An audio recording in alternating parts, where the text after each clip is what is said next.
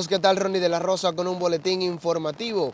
Continuamos dándole seguimiento precisamente al paso de la tormenta tropical Melissa, potencial ciclón en las próximas horas según las autoridades. Nos encontramos en estos momentos en el Nuevo Domingo Savio, a mis espaldas, la parte oriental de este río Ozama, donde estaremos conversando con algunas de los residentes precisamente sobre cómo se preparan ante el paso de este fenómeno cuyos efectos ya han empezado a sentirse en la República Dominicana y cuyas lluvias se esperan se intensifiquen en las próximas horas. Pero los detalles de estas y otras informaciones ampliadas en nuestra emisión estelar a las 9 de la noche. Les esperamos.